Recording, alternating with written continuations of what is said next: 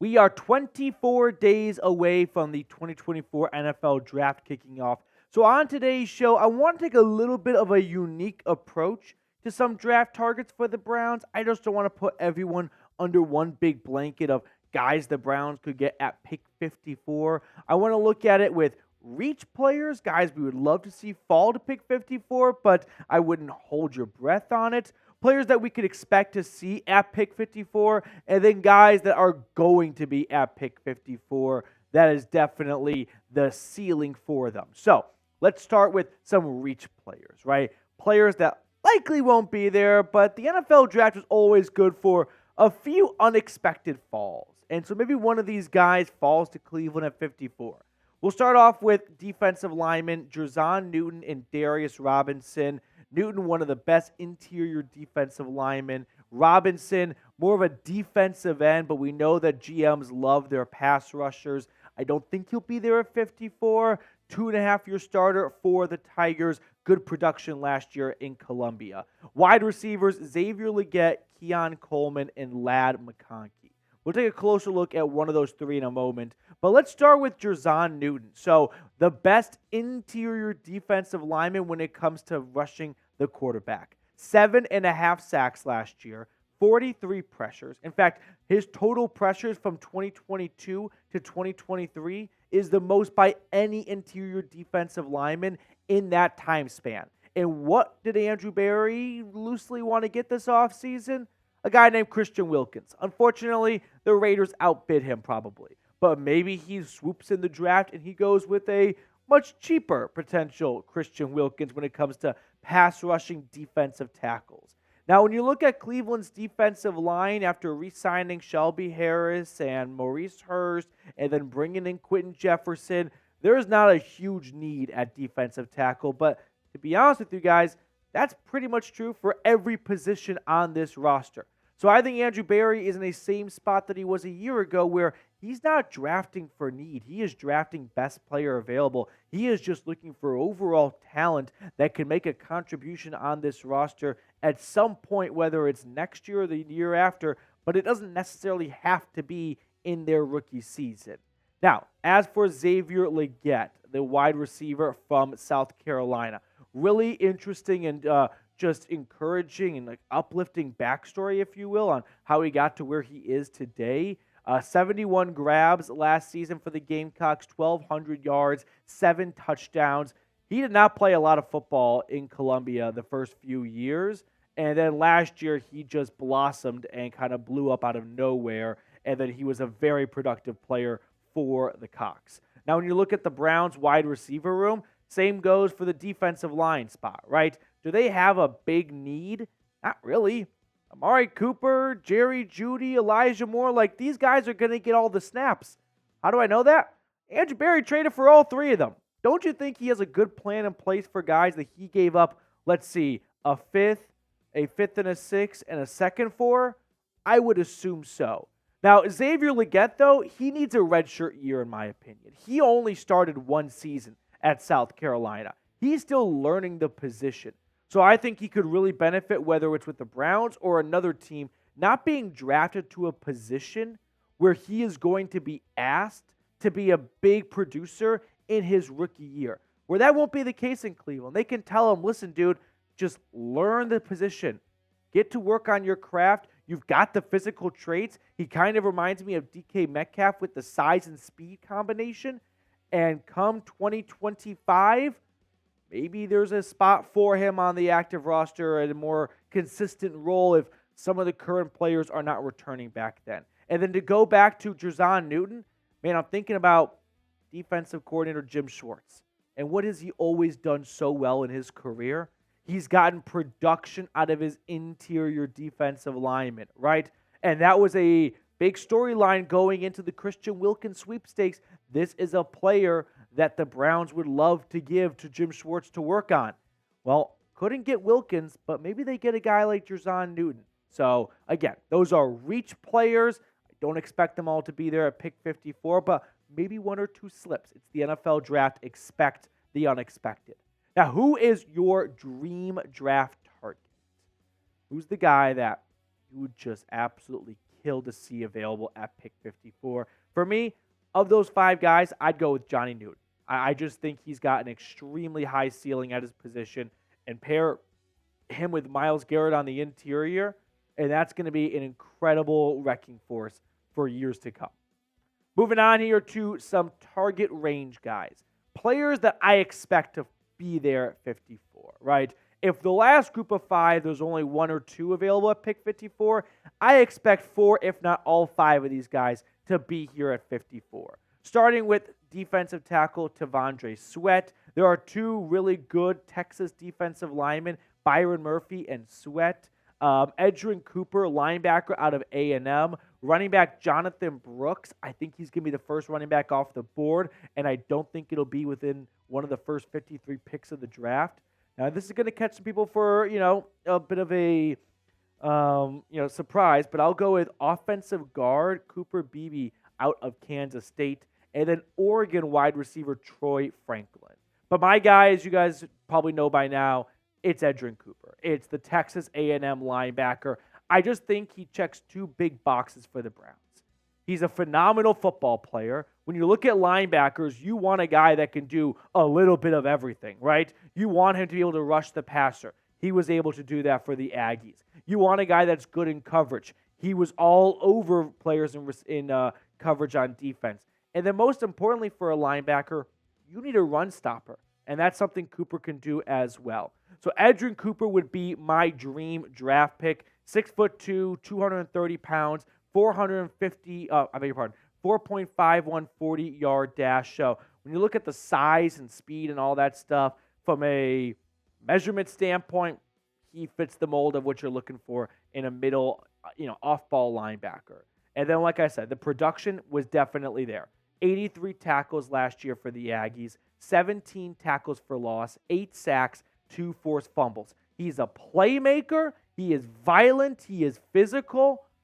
Now, he may not be one of the true, transcending linebackers, but to be honest, I don't really know why this guy is not going a little bit earlier in mock drafts. I think this could be a big sleeper for a team that we may look back at and go, why did he go round 2? I just think he's got that high of a ceiling. And then there's the other element of he's got the production, check. He's a good player. Is there a need? Yeah, I would say there is a need. I mean, you've got Jordan Hicks on a cheap 2-year contract, Devin Bush on a 1-year deal. JOK's contract is expiring soon. I am sure the Browns are going to fight like hell to make sure JOK is here. I expect them to find a way to get a deal done. But if money gets tied up elsewhere, like with an Amari Cooper contract extension, maybe they feel like that's a bigger priority than extending JOK.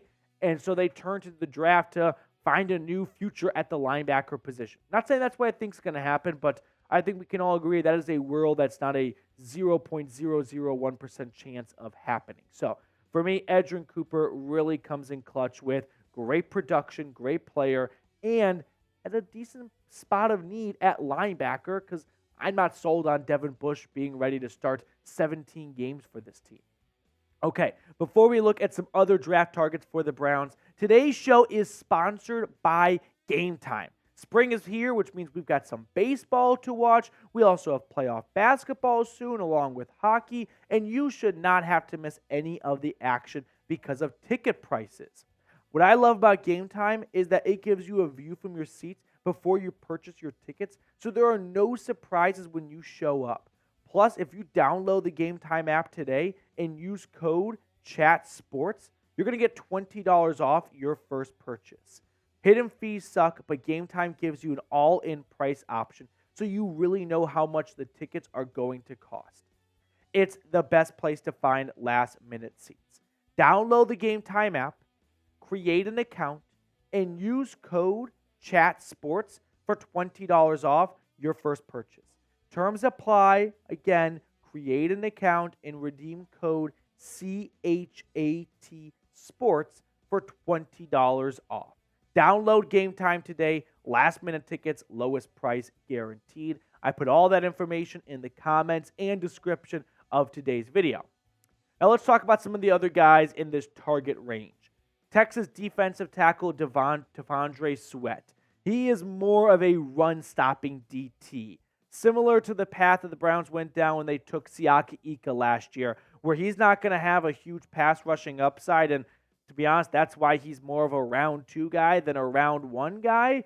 But stopping the run is never a bad thing. It's something the Browns really struggled with a few years ago, and they are definitely getting into a better spot right now than they were back when you had like Jordan Elliott and Taven Bryan starting on the interior defensive line. So Sweat could be hey, let's just replenish the trenches a little bit. We brought back Shelby Harris on a 2-year. Quentin Jefferson and Maurice Hurst are both on 1-year contracts.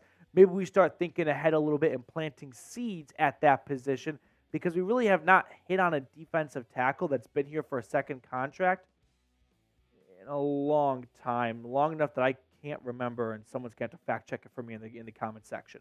That's like a good job for Ty Man the Buckeye.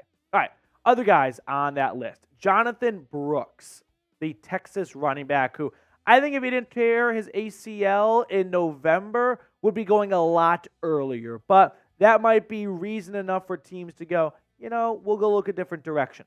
I think Brooks has a really high ceiling in this league because his growth at Texas was sort of just stunted because he was behind a guy you might have heard of, Bijan Robinson, who was the 8th overall pick by the Falcons. Oh, and he was also behind another guy named Roschon Johnson, who was a draft pick by the Bears last year. So he had 2 running backs above him on the depth chart that both went to the NFL. Something tells me Jonathan Brooks, who only got 1 season to be a true starter at Texas and balled out in that year up until tearing his ACL, if he gets back to having a 100% healthy knee, he can pick up where he left off. And if the Browns feel like Nick Chubb is unfortunately not going to be the same player again, and he's not going to be someone they can rely on for the next 2-3 seasons or so, maybe they decide to go find his replacement in this year's draft, let him recover from that ACL injury, not force him back into the lineup in September like another team might. And then when 2025 rolls around and he's got plenty of time to recover, he's ready to, pick up where he left off for the Longhorns. And then finally, we had Cooper Beebe, the offensive guard out of Kansas State. Why are we talking about an offensive guard? I'll tell you why. One, Andrew Berry has shown us that he is always going to go the best player available route with his first pick. I mean, did he need Greg Newsome? Did he need Martin Emerson? Did he need Cedric Tillman? Those were all positions where, at the time, the Browns had some pretty good depth, and I don't think any of us thought that's the position the Browns are going to draft first. So maybe he decides Cooper Beebe is the best player available at pick 54, and he's thinking a little bit down the road because in 2025, Wyatt Teller and Joel Petonio both have $21+ million cap hits. So if he does not think he's going to be able to keep both of these guys under contract for 2025, maybe he decides to draft one of their replacements right now. Whoever has the worst season in 2024 gets the axe, and the next guy to step in that spot has been training with you and practicing with you for the last year, and he's ready to roll in 2025 opening day. So for me, I think that could be a path that the Browns and Andrew Berry go on in pick 54 if they don't love another player at a bigger position of need for 2024. All right, 5 more draft targets to look at in just a moment, but help us reach 34,000 subscribers. We've got 33,915, which means we are 85 subs away. I want to get there well before the NFL draft gets started. So if you have not subscribed yet, I encourage you to do so. And if you are subscribed, I don't know, scroll on down. Let me know when you subscribe to the channel. I always enjoy seeing how long certain people have been subscribed for and everything that entails. Okay, moving on to our third tier of draft targets, safe bets. Guys that I've got confidence in being available at pick 54, so you don't have to play this game of, well, I don't want to fall in love with this guy that may not be there at 54. If you want to know who's going to be there at pick 54, these guys are going to be there at pick 54. I think Michigan defensive tackle Kris Jenkins, Washington defensive end Bralen Trice, Penn State defensive end Adisa Isaac, someone the Browns spoke with during the NFL Combine, North Carolina State linebacker Payton Wilson, and then Western Kentucky wide receiver Malachi Corley. Of these 5 players, the guy that catches my attention the most It's the last one. It's the Hilltopper, Malachi Corley, the Yak Monster. Last year, 79 grabs for Western Kentucky, 984 yards. That's an average of 12.5 yards a reception and 11 touchdowns. And let me tell you, of those 984 yards, a lot of it came after the catch. Gives me loose memories of Deebo Samuel coming out of South Carolina. And then you look at the Browns' top 3 wide receivers.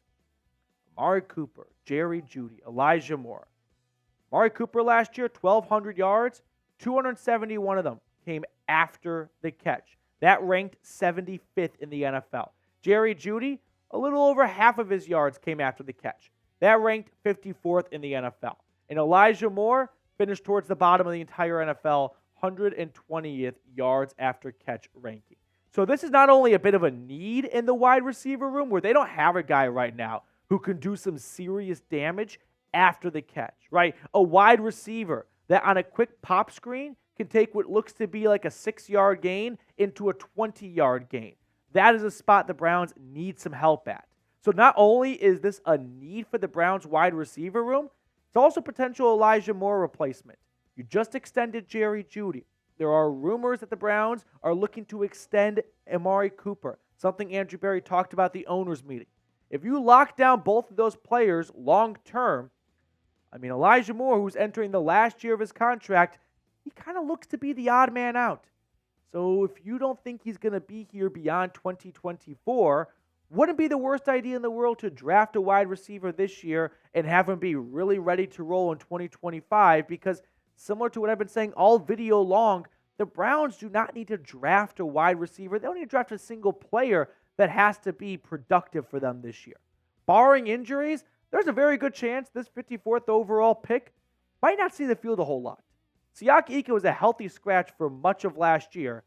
He was their second pick in the 2023 NFL Draft.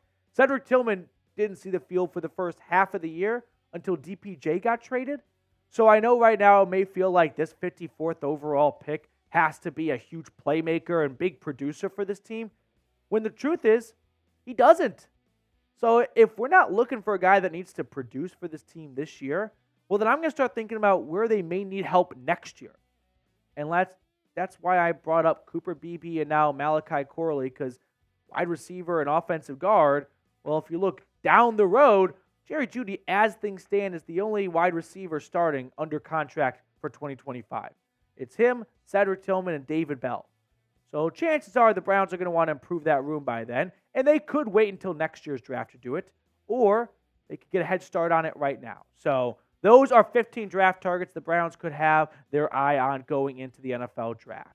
Before we get on out of here, I want to show some love to a longtime viewer of the channel, Ray Bidding, who's in a $5 super thanks here on the channel. Ray, thank you so much for supporting the channel. Longtime viewer, always appreciate you. Always great to see you in the chat, in the comments, during our live shows and everything that it entails. So Ray, thank you so much for always going above and beyond to support the channel. If you want to get on screen like my best friend Ray, super thanks, and we'll toss it on for everyone to see.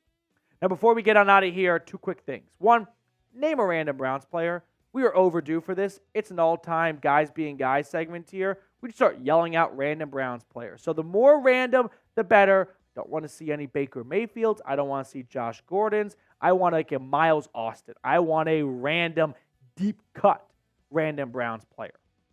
All right, let's pick a card. I've got producer Cullen Brown with me today. Which card are we thinking, Cullen? It's going to be, I'm going to ride with my guy in the comment section. 5 of clubs. It's going to hit eventually. And I think I'm going to roll with him today. I like it. 5 of clubs. Yep. I think Ray got the card once during our preseason game last year. I think it was a 10 of diamonds. But Ray, you probably remember better. I'm going to go with the 5 of hearts. I like the 5 train. Are you ready? 8 of hearts. 8 of hearts. All right, that will do it for us on this edition of the Cleveland Browns Report. We'll just get back to the rest of your Monday, and we'll catch up later.